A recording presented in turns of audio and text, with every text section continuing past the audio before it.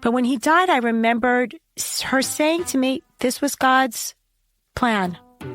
And I thought, God, I wish, God, sorry to use that, but I wish that I could be with you on this. Like, I wish I had that truly holistic belief that this was the plan, or totally not believe at all. But I'm in that in between, right? In that nebulous state of really believing that there is that presence, but not having that complete, unquestionable belief that our more observant relatives have. And I think I wish I had that. That was Naomi Langer Voss on different approaches to belief in God. We were discussing Have Mercy, Loretta, which is based on Psalm 6. I'm Shep Rosenman. This is The Rest is Commentary, where we discuss what songs inspired by the Psalms inspire in my guests. Naomi and I met at Camp Raleigh in Livingston Manor, New York. Its tagline was, a sports camp in a Torah environment. Naomi hung out with the cool crew, so I didn't get to know her too well. Years later, she told me I hung out with the cool crew, and that's why she didn't get to know me too well. We reconnected when I moved to LA to become an entertainment lawyer. She was about to graduate from UCLA's School of Architecture and would work for renowned architect Frank Gehry for years. Naomi and her family have become our chosen family. They now live in Manhattan. Naomi continues to have private architecture clients, but her passion is an organization she founded, Arc Scholars, which educates underprivileged youth to become architects and to build spaces that work in their communities. You can find out more by going to www.arcscholars.org. Naomi and I discuss belief in God, the connection between fear and love, living with loss, and so much more. Let's start off by listening to Have Mercy, Loretta.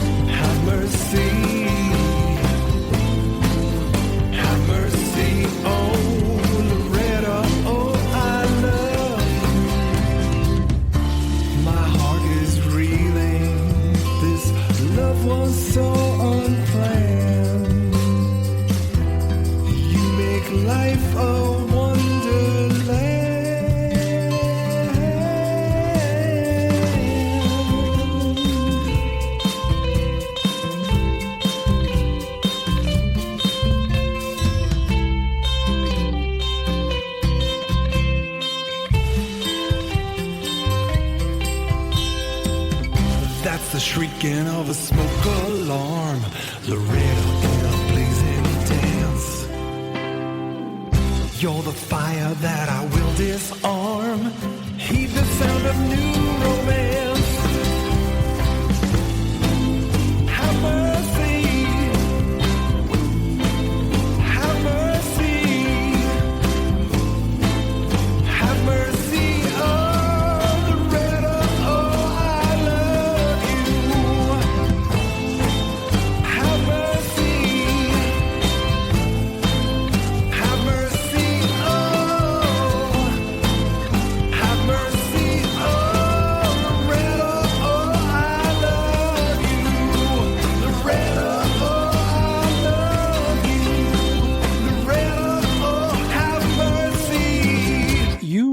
not only provide service in your life as an architect, but you teach it. Mm-hmm. From where I sit, that is a direct expression of kindness and compassion. Can you talk about if Sure. that's true and your teaching? Of course. So I think, to me, the biggest shift that I've had in my, recent life is really my connection to community, not necessarily the Jewish community. In fact, not the Jewish community at all, but really sort of working through this idea of outreach to the community at large. And that manifests itself in this nonprofit I started, where I'm reaching out to young adults living in, the New York City housing projects who What's it called? And do you have a website? Sure. The program is called ARC Scholars, and it's arcscholars.org. ARC, A-R-C? A-R-C, scholars, one word, .org. And it really is, the mission is to give students who might not have the words or the opportunities to engage with their physical environment, the language and the skills to be able to do that.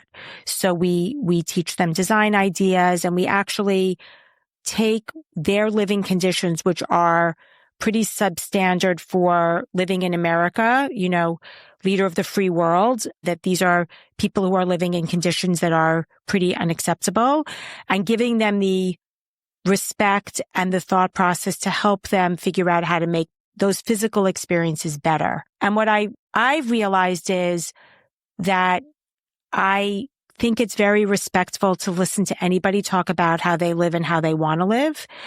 And I think it gives them a sense of importance. And I think it's very humbling to understand that students and young adults are the same across the world. So probably the student who I think is the most insightful lives in a pretty subhuman condition with his family and has just tremendous ideas about public art and community and architecture equal to anybody I've ever seen in any school, architecture school or architecture office. Wow. And I think there's tremendous potential in young adults to be able to think outside of their box when they're given freedom to not be bogged down with the terrors in their life.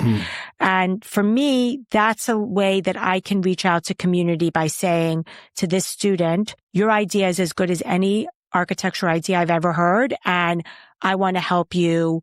If you want to pursue a career in architecture, let me get you into an architecture program. If you want to work for a firm, I'm running an internship. I'm hosting and sponsoring an internship this summer for my students to be able to see what it's like to work in different offices, that there's really a sense of a bigger community. And I think New York compresses people in a way that you can't turn on a blinder. You have to look around you. Actually, you don't have to. You can't help but looking around you and seeing what the bigger community is. So that is, from my perspective, a true manifestation of God being in the community. And we'll save it for another time, but here's another thing I want you to cogitate on. Does God inspire designs, or is it all coming from your brain? I often am in a place that's not necessarily man-made, but it could be man-made, where I think there has to be a divine presence that makes something this spectacular. I was hiking with Emmett in Torrey Pines, which is in La Jolla. And because of all the rain, the wildflowers are in unbelievable bloom. And they're making this pattern that's could only come from another presence, right? How else could something be that beautifully arranged? And yeah, we could say the wind blew the seeds, but I think there's a different presence that makes something that looks like that. And I think that's true. I think God does give people inspiration to how they are going to build the world. We may not be able to see the angels, but we can, in your case, see design threads and put them in your buildings or your interior design. And I grab what I can from the ether to create music. And that in and of itself is a gift. And those gifts can be used to help grow the community. So let's just dive in. Tehillim inspired me to write this song. What inspiration did it create for you? Questions, commentary, curiosities? Okay. So I think my biggest question is about you wrote a love song that feels like there's a certain urgency and sort of a fear of reciprocal love is what I read into it. Fear of unreciprocated love? Unreciprocated love. And you use the word love a lot. And when you read the text, it's really about just general like fear and desire to be heard and almost like a begging to be sort of kept up. So I understand that there's urgency in both of them. And I'm wondering about why you turned this into a love story about you with your partner, when I think it's maybe a different relationship between your love between you and God. You may have answered the question, I think, by that little kind of closer at the end. It's a different relationship. It's a love song to Shari. And if you look at the photo, that's Shari as a young woman before I even met her. And as I try to do in a lot of these songs, I try to make them work on two levels. So this song is a love song to God, but it's a love song to Shari. And I like to make the joke when I'm playing these live that Shari is divine. So, it's the same thing for me. I guess I want to flip it back at you. When you read the text and you read it as a plaintiveness, a longing, I forget the word you used, do you experience that in your your human love relationships? My relationship with God is very different than my relationship with people. Let's say my romantic relationship with Jason is very different than my relationship with God, where I feel like, and maybe this is what you're capturing, where I feel like my relationship with God is really fear, for sure, which comes out when you're reading the biblical text, right? It's really about like, please have mercy on me. That's what I get out of it. Mm-hmm. It's not as reciprocated. I want to go back to that word because I think human relationships, you're really relying on what you understand to be built into a love relationship, which is reciprocated love. So you're writing this song, pouring out your love for Shari, but in your being, you know that that's a reciprocated relationship, right? You feel to her that sort of passion, that real longing, that sense of connection, but you know that that's a reciprocated position. In my experience, my relationship with Jason or other people that I love, but let's keep it as a romantic relationship. I really feel that that's a reciprocated connection. Right. And I think the relationship with God is much more questionable to me, which is, right, you don't know how it's coming back to you. Right. I mean, Does God talk to us in a language we understand? I mean, I don't know. I mean, I think devoutly believe that there is a God. I very much believe in being a Jew. I think that I don't get on an airplane without saying Shema. I don't put my son to sleep without saying Shema. I feel like that's very much a part of me. And I don't feel necessarily the reciprocation. Maybe it's just life traumas of just feeling tremendous loss and pain and agony personally. Yeah. Just with health and sickness and death in our family is sort of disproportionate in my life has been. So I wonder about that, which is the difference between what you're getting back, and maybe we don't know what we're going to get back from God until the next life. I want you to go back to one of those moments of tremendous loss. And think about whether you had an experience when you were saying, is there a God? Or if you firmly believe that there is a God, where you were in that moment of saying, why? Right? Or flip it. Not that you and Jason ever fight, but if you did, there's a blocking, there's a baffle or a something between you and Jason in that moment where you might not experience the love, where you might be trembling and looking, what's the language of it? Have mercy on me, for I languish, right? That's the English here. The Hebrew is better, but I'm not going to focus on that. My bones are shaking with terror. Like, not that you would ever do anything wrong because we know you are perfect, but where you feel like, I could have handled this differently. Was there a moment of, if not terror, but fear that you got it wrong? I tend to be reactive. So I think there's definitely a moment where I feel like I've gotten things wrong in my approach with Jason. If that's what do you mean by reactive? We just have a generally different way of communicating. So I'm much more, this is how I feel at the moment. I share how I feel at that moment. I don't really hold back so much. And one of your gifts. And he will take, and then I'm done. Like I say what I'm frustrated about or what I'm upset about. It's true with my kids too. And then I'm sort of over it. Like I got it. I flushed it through. Usually it's thought out. It's not so immediate, but it tends to be more immediate. Jason can sit with something for a while before that comes out.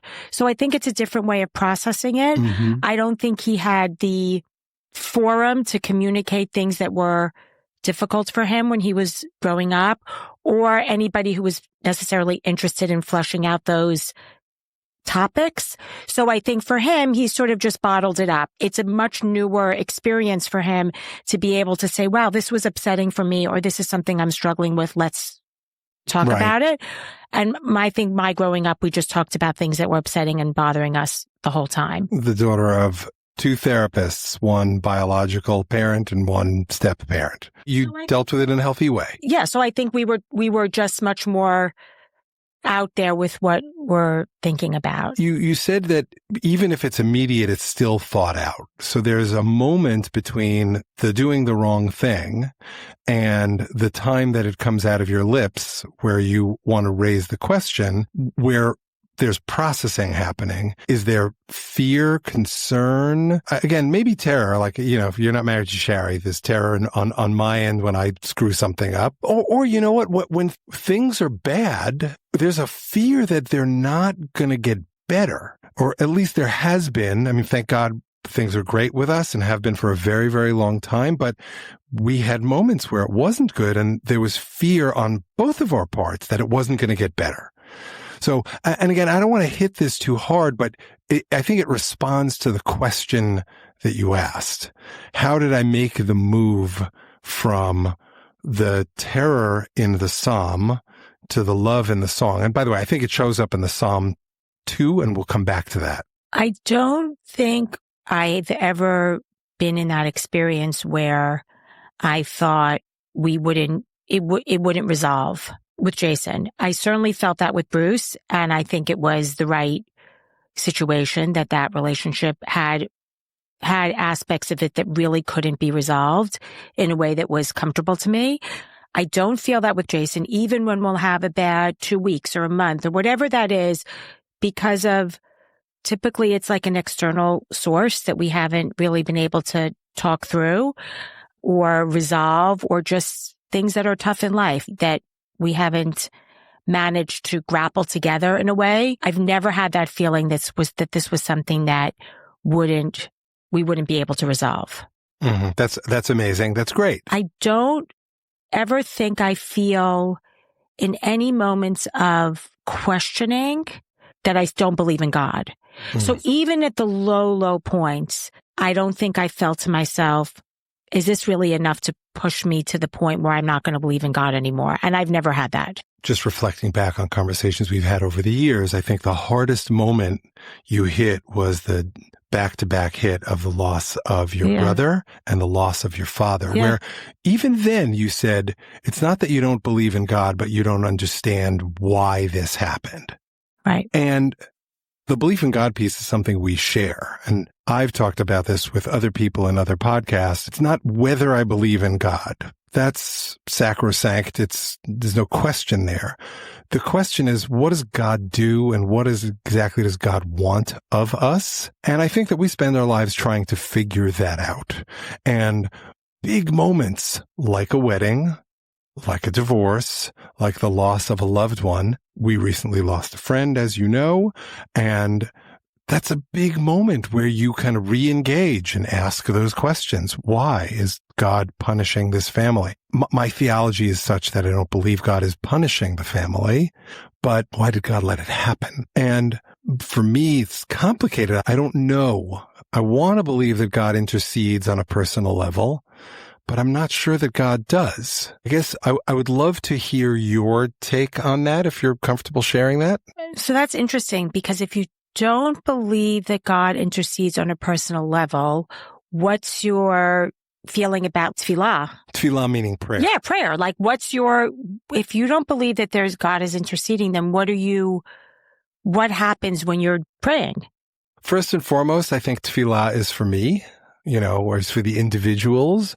Tefillah, prayer, it's just a form of meditation. At the end of yoga, Marketa, who runs the amazing Yoga by the Sea in Oxnard, always says, okay, ask for, list 3 things you're grateful for and ask for 3 things of the universe. And when you look at the structure of the Amidah, the silent meditation prayer, the 18 blessings that is kind of the fulcrum of Jewish prayer, morning, afternoon, and evening, the structure is, wow, God, you're great. That is immediately followed by, I'm so sorry, slach lanu, right? I mean, there's another blessing in there, but that's structurally. And then from there you go to, God, please give us the following. And it's a series of requests for health, for wealth, for abundance, ultimately for peace. We'll come back to that. Then it's thank you, modim. And then it's, okay, God, please make us whole. You have the gratitude, modim, and you have the requests. First and foremost, prayers for me. What do I want? And I don't know if God intercedes in my life. But if God does, here's the list of presents I want, Santa, as it were. The other possibility that I wrestle with, and I think this is where I land, and this is kind of voodoo-y, but I feel like what we do in the world has consequences that we human beings can't see, except maybe there are some spiritual people who can see that, who can see behind the veil. For example, our tradition says, give a lot of charity. And charity, tzedakah, has the same root as the word righteousness and the same root as the word justice. When you give charity, you are doing something righteous and right for the world and just for the world. Though because you can't explain theodicy and why bad shit happens to particular people or families, I don't believe that this is a full concept, but as a general rule, I feel like if you do something good, it's going to create positive energy, if you will. If you do something bad, it's going to create negative energy. Traditional Jewish theology is that, okay, the accounts are going to be balanced, whether it's in the next life or in the days of the Messiah. On some level, that's a soft answer, but on another level, it's the only answer that you can live with because it doesn't otherwise make sense. I relate much more to the brachot at the beginning, like the first prayers that you say of the day, because I think they're about, feeding the poor and clothing providing clothing, providing food, sort of a sense that there's a community idea about God. I think there are a few things. I think that sits well with me, the idea that you are part of a community and that your hope is that your community sort of has tentacles and reaches out to the general world. And it's really about, a tikkun olam position. That sits more comfortably, I think, to me than necessarily the personal rewards and punishments. I think that's the way I've been able to wrap my head around like personal trauma, is by saying, for me, I think about this as a community idea, right? That there is something around that is helping us think about what our community responsibilities are, both within like a Jewish community and within sort of the community of the world. Prayer wasn't supposed to be linear. You start with Birchas HaShachar, the morning blessings, and you end with Aleinu in the Ashkenazic tradition. In the Sephardi tradition or Nusach Sfard, the Hasidic tradition, or the Shir Shel Yom, the Song of the Day in the Ashkenazi tradition. It wasn't supposed to be that you start there and end there. There was a structure, a matbea tefillah, but I don't know that we were intended, and this is the conclusion I came to after doing God knows how much reading about prayer. I don't know that we were intended to say all of it. My friend, Yafa Epstein, a rabbi in New York, asked me how my spiritual life was going. We were at a retreat together, and I said to her, not so well. I just can't get it up for davening. I can't pray right now. I don't remember what was going on, but I was feeling angry and frustrated with God and just generally cranky. And she said, what, you can't spend 45 minutes? I said, I can spend 45 minutes, but I don't have the interest in it. And because it's 45 minutes, that prevents me from going, because I hate going late to shul. So she said, okay, can you take 1 minute? I'm like, yeah. She said, okay, biblically, your chiyuv, your obligation as a prayer is to do 3 things. Shevach, bakasha, hoda'ah. Praise, request, and thanks. Those are the ingredients of prayer. So if you say, God, you rock, please keep me healthy, thanks so much for keeping me alive, you are done with your prayer obligations for the day, biblically. And she changed my life because it depressurized prayer for me, because I felt like, in order to really pray, I had to go to shul with my tefillin and devote essentially an hour with the commute time, even though it was a 10-minute drive away. And now that I know that there's this minimum that I can do in under a minute, walking the dog on the beach, as I get out of bed and check that particular box, now I feel inclined to pray. Ultimately, what I'm getting at is I think the rabbis created a variety of technologies, approaches, philosophies to this. If you think about these things this morning, you're good for the day, right? You're thinking about your community. You're thinking about people that are sick. You're thinking about whatever you're thinking about that you're a well person. I feel like that's a great way to start the day. Like you, I was brought up with rote recitation. I first started getting into it when I studied at BMT. Like I spent my first few months at BMT basically cutting classes and playing music in Ben Yehuda Square and in Dizengoff in Tel Aviv. But at some point I got into it. And when I got into it, there was a trifecta going on. I had Rav Berzon teaching me Gemara, and he was really smart. That's the Talmud. He exposed me and my class to, we were like the B class, maybe even the C class. We were not in the like sophisticated, complex, the higher advanced classes, the shiurim. So, he got the guys who were rebellious and harder to manage. So he got our number. And at some point in the year, he started teaching us what was and wasn't permissible in terms of sex. And now all of a sudden I'm interested in Gemara, right? This 16, 17-year-old, 18-year-old boys. We were still boys then, very much emotionally, even if we were on our way to being men. And I had Rav Kahana, not Meir, but his brother Nachman, teaching me a more spiritual path and specifically connecting that spiritual path to music, which he knew was my passion. And at another class, and sadly, I don't remember the name of this teacher. I can picture him, but he was teaching me tefillah. And it was biur tefillah. It was the explanation of tefillah. His focus was on the kavana, the intention piece. So the Talmud talks about having both kavana and keva. So regular fixed structures and times. You always go to minyan at 8. You sit in the same seat. You say it the same way, but you also have to have the right intentions and have it the whole time. As someone diagnosed with ADD, not as a teenager, but in college, that's impossible for me. But on the other hand, because I have ADD, I can hyperfocus, and sometimes for very long periods of time.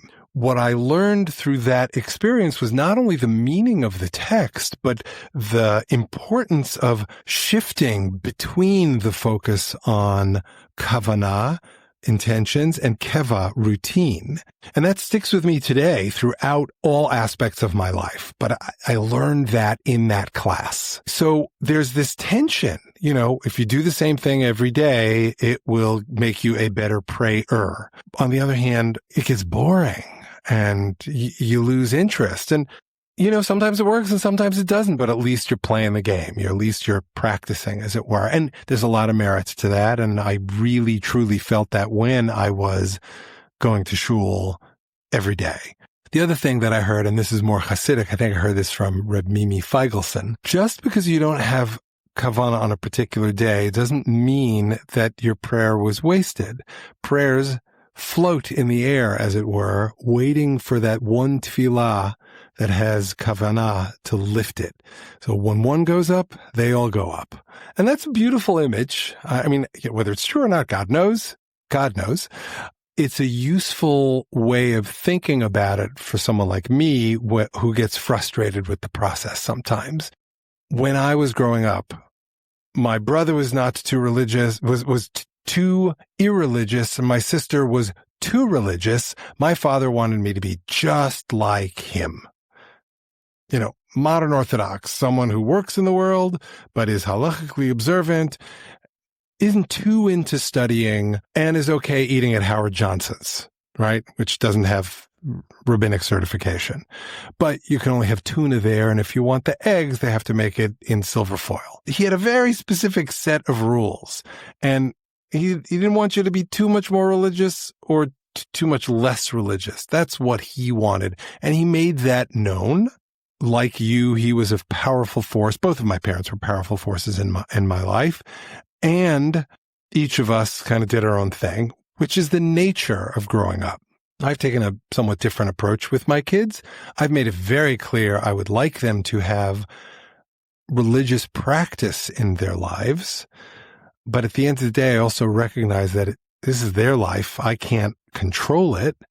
All I can do is set certain boundaries. I expect you to be here for the holidays and to engage with us, even if I'm not expecting them to come to shul, but I will invite them, right? And that's the kind of dichotomy I wanted to get at. Is there not an opportunity for you to say to Kayla and Serena, I want to invite you into my views on tefillah in case you ingest it and it has an impact on you later, whether you agree with me, disagree with me, or process it for a long time and gather more data. I wish that I was not had as much doubt. When my brother died, I remember his wife. Can we say his name to honor him? Akiva Shammai died. I remember talking to his wife, who had really witnessed an 8-year coma, a year and a half of marriage where they produced a spectacular child, beautiful daughter, pure joy, light. She's just an incredible person. And she was married to somebody who, after a year and a half, was in a coma for the last 8 years of his life and has now been dead. So she's 20 years without a husband. But when he died, I remembered her saying to me, this was God's plan.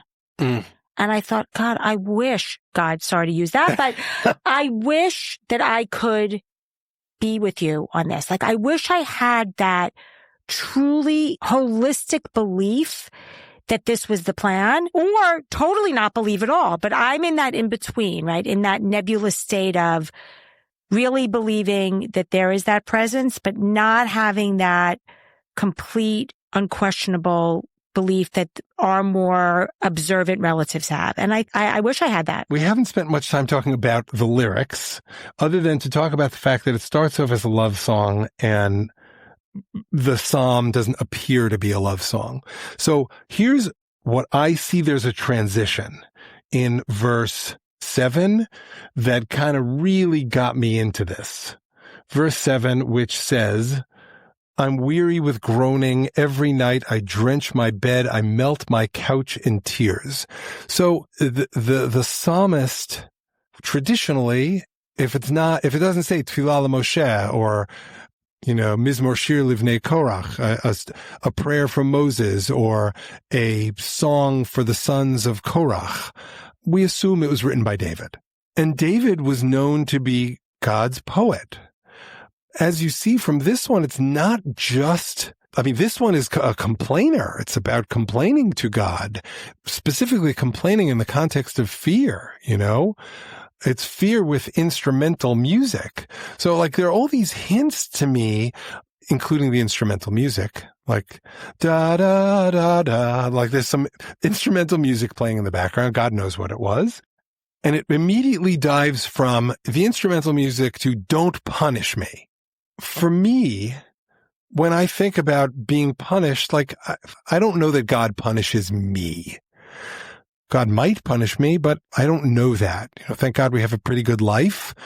I also don't think that there's a lot to punish me for, except unless orthodoxy is right. And, that's a whole other conversation. So when I think about punishment, I think about doing things wrong. That brings me back to my youth as a kid, when I did things wrong and got in trouble for not paying attention in class, for, throwing lemons into the ventilation shaft at the Granite Hotel, for being with Louis Spitzer when he was spitting on the drummer for the Messengers, just all these kid things I did to get in trouble, whatever it was, stealing onion rings.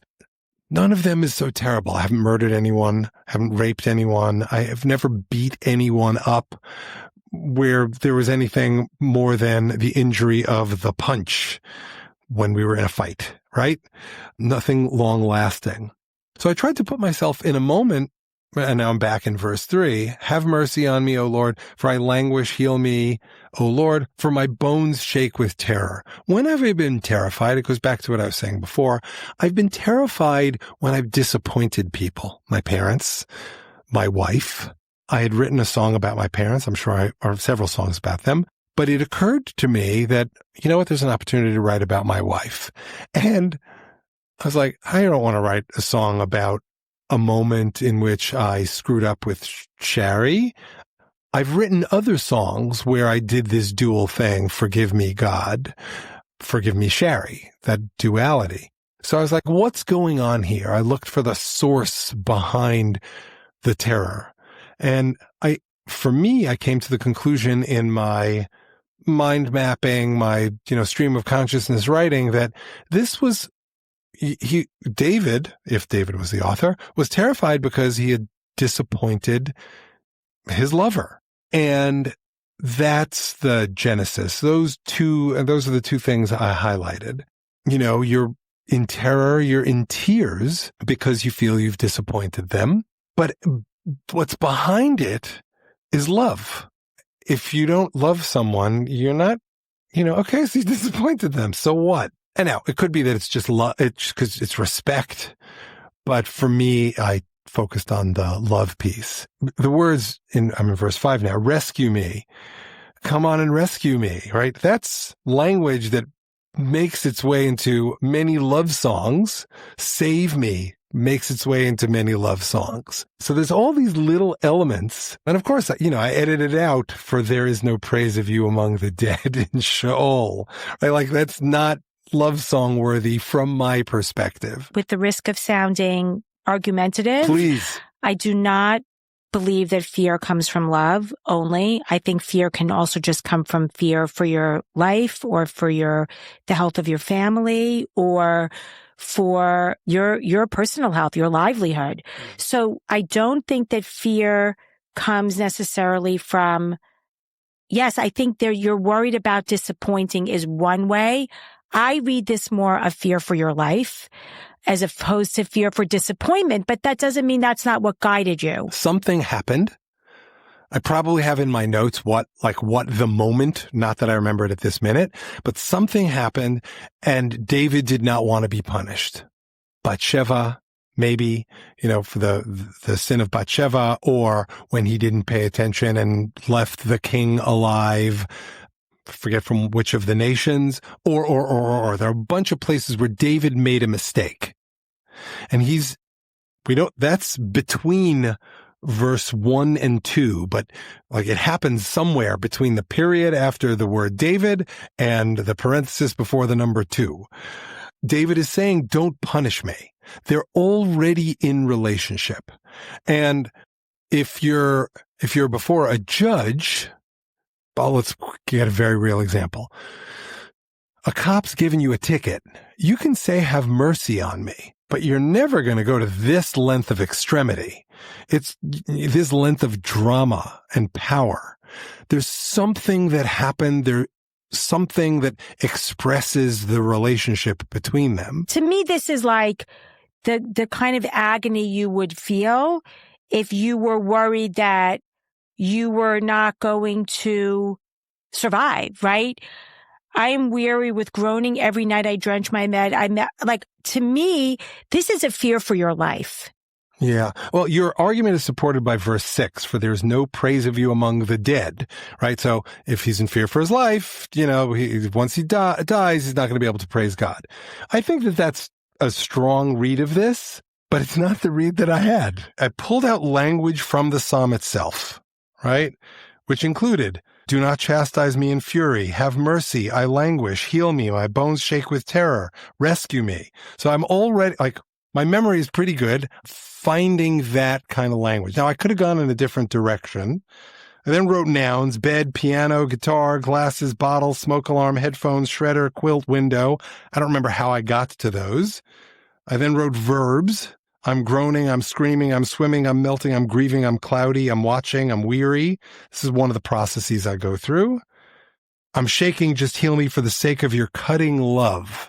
That obviously didn't make it into these lyrics. And then I have a bunch of other stuff, but I came up with language structure. This is like my first draft. I don't want to hold your hand.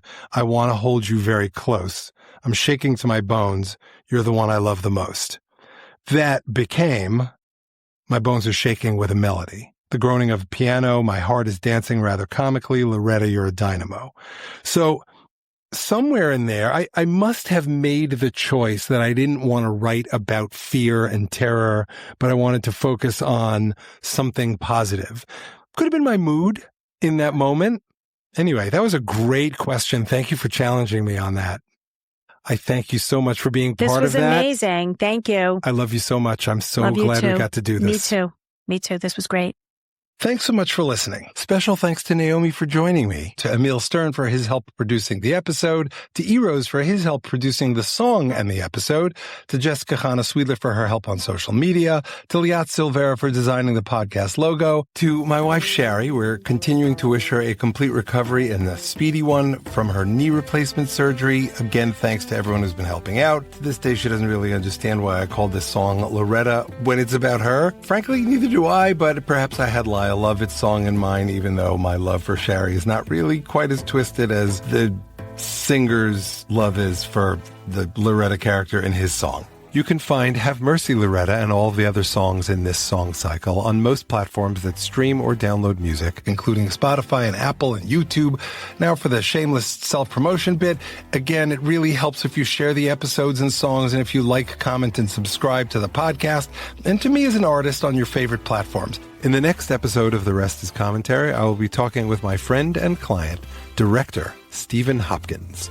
We're going to talk about war, politics, and so much more. Please join us.